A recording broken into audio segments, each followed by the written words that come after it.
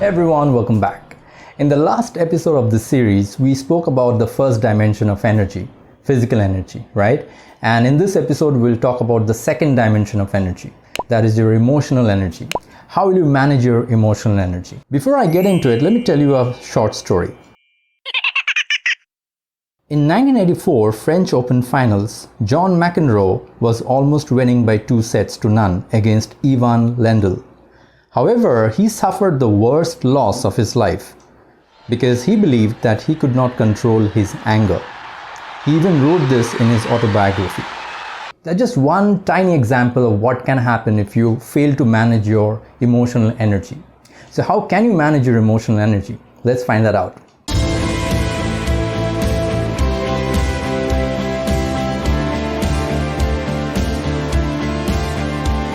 Our positive emotions fuels our performance and our negative emotions harms our performance.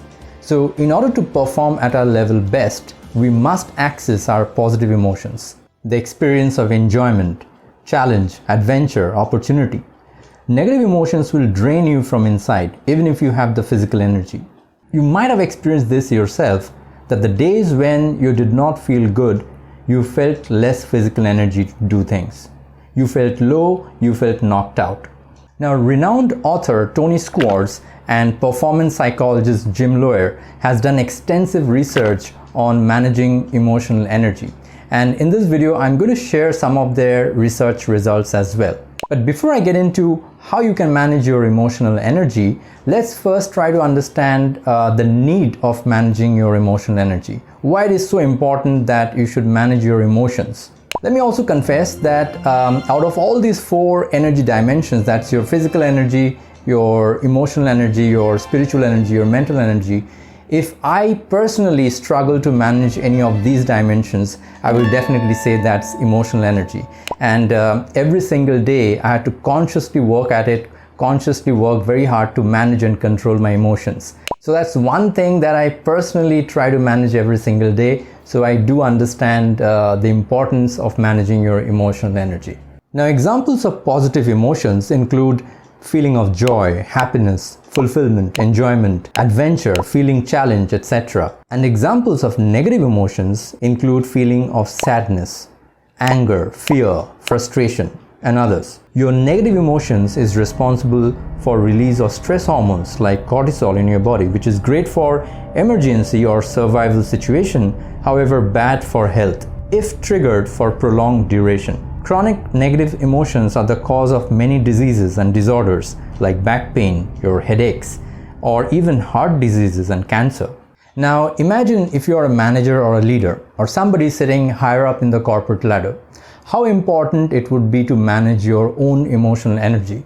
Because if you fail to manage your emotions, not only it will affect you and your family members, but it can have a cascading effect to a lot of people in your team and sometimes to the entire organization. It can spread like an infection. One of the Gallup studies have found that the single most dominant factor which affects employee productivity at work is his relation with his direct supervisor, whether they felt cared, whether they felt safe and recognized for their effort by their manager. One of Gallup's other study found that one of the key factors in determining sustained performance of an employee is whether they have at least one good friend at work.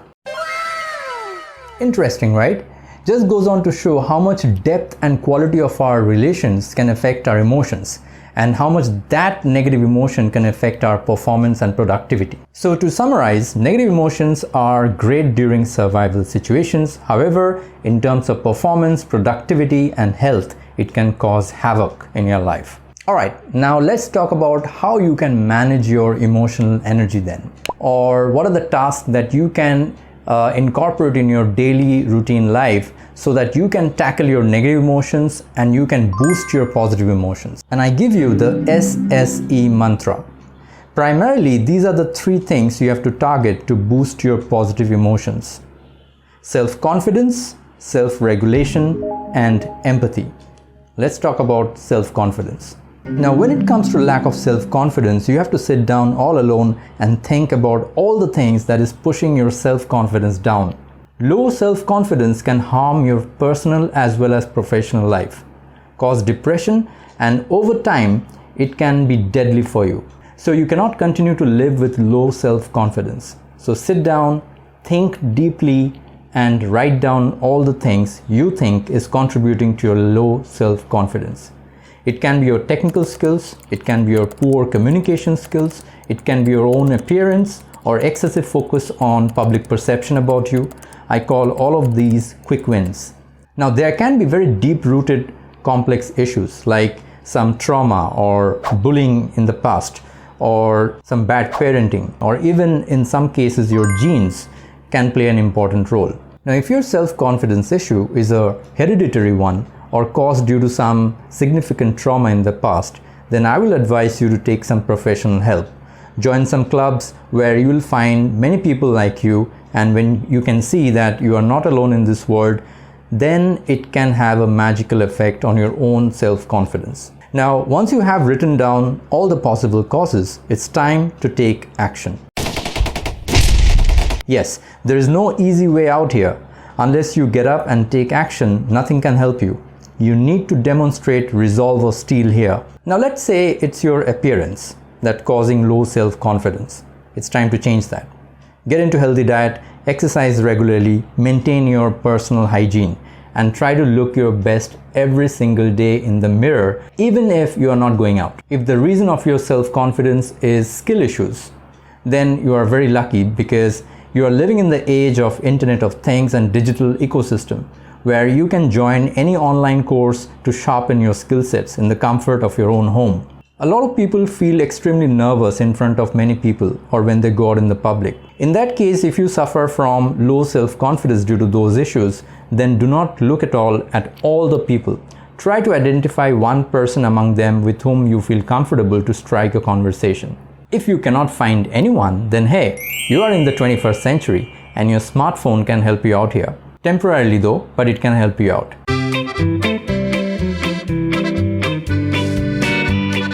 Take out your smartphone, watch some videos, and when you do that, it shifts your focus away from what people are thinking about you to what you are doing currently. It will help you to relax your nerves. The trick is diverting your focus to somewhere else. So those were tackling your self-confidence issues. Let's talk about the second thing, self-regulation. A lot of people fail to manage their intense emotions at times, like anger, sadness, lack of patience, etc. The medicine for all of these is self-regulation. This takes practice for years to develop. So if you want to master control over your intense emotions, you need to be mentally prepared for a long walk. And in that walk, you might fail multiple times.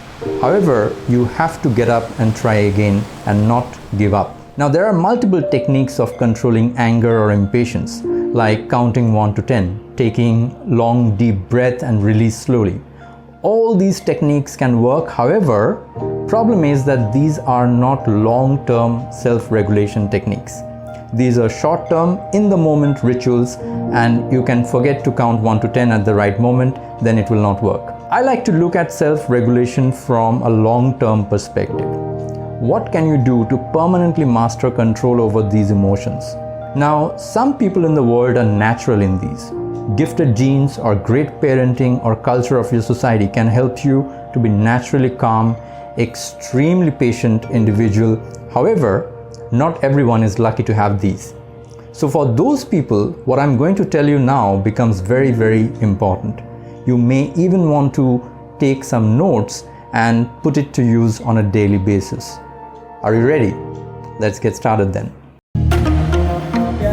Every single day when you wake up, you have your tea or coffee, and then you have your breakfast, and after that you start your work. Throughout the day, you remain busy in your job or business.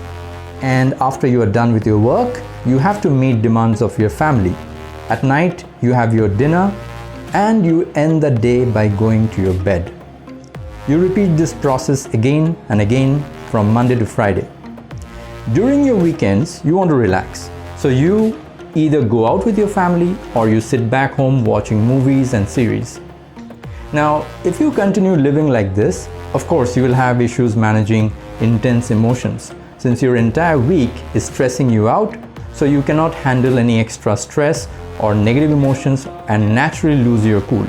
So you must sit down and think what percentage of your daily or weekly schedule consists of activities that gives you deep sense of joy and deep fulfillment. Whether you just love to do exercise, or love to sing or dance, or reading books and writing, or painting, or playing any sports, or doing gardening. I mean, you get it, right? How many hours do you give to pursue your most cherished dreams and hobbies? These are a must-have to give you a sense of accomplishment and joy in your life. It helps you to calm you down, makes you a happy person inside, gives you something every day to look forward to. Life will not be boring anymore if you give time to things you just love to do. On top of that, yoga and meditation can also help you for long term. Deep breathing techniques which are included in yoga is especially useful to relax your nerves and builds patience over time. Hobbies like reading, writing, singing builds patience too. Avoid getting entertainment from TV only. Studies have found that prolonged television watching is correlated to increased anxiety and low-level depression. When you need entertainment, television is just like a junk food that you eat. Sometimes it's okay, but it is not healthy for you all the time. Get your entertainment doses from your hobbies or interacting with your friends or family. So I've given you so many ways to deal with these intense negative emotions on a long-term basis. So please try something out instead of doing nothing at all. Be mentally prepared to continue what you start and make it part of your life, or else nothing will happen and nothing will change. Alright, that was self-regulation. Now let's talk about the third and final aspect, empathy. Now naturally a lot of people lacks empathy for others, but some of them are normally empathetic. However, they lack empathy for few chosen people in their lives. If you're a manager or a leader, then empathy becomes such an important aspect, since without it, you cannot win admiration and trust of your workforce. Now, if you want to develop empathy, then once again, yoga and meditation can come to your rescue. However, even if you do not do any yoga or meditation, you can still do this one thing every day to develop empathy. The magic mantra here is to start listening and stop talking. Shh. Now, when a person for whom you lack any empathy speaks to you, do not interrupt. Seal your mouth and just listen to him or her. Now, if you do not agree to a few things, control your urge to speak in between and stop the flow. Just keep listening. Do not just pretend to listen. Actually listen and try to understand his or her issues only.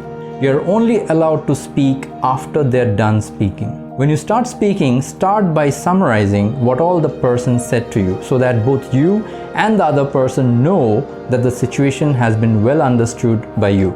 Everyone in this world loves talking about their issues, their lives, their ideas, but only those who love listening to others have a real chance to gain from experience of others and become good at building empathy, gaining love, admiration, and respect from their friends, family, and followers. This exercise, if continued for long term, will become a habit for you, and you will slowly realize how much this contributes building your patience and, most importantly, empathy for others. Alright, that pretty much completes our episode for today on how to manage your emotional energy. Now, if you have liked the video, then do not just sit and do nothing. Get up and start taking some action from today to manage your emotional energy, because by now you might have understood the importance of managing your emotional energy. Please keep sharing with your networks and friends so that the message of Let Us Lead keeps spreading. In the next episode, we'll talk about another important dimension of energy, the third important dimension, that is your mental energy. That will be one more insightful episode of this same series. Once again, letting you guys know that this is an entire series on its own. So if you have not watched the previous episode of this series, please go to the playlist and start watching from the beginning so that you are in sync with this entire series. In the previous episode, we have spoken about how you can manage your physical energy. That was also a very informative session. So if you have not watched that episode, I put up the video link somewhere on the screen. You can click on it and watch that episode as well. Till next time, you guys take care of yourself and goodbye.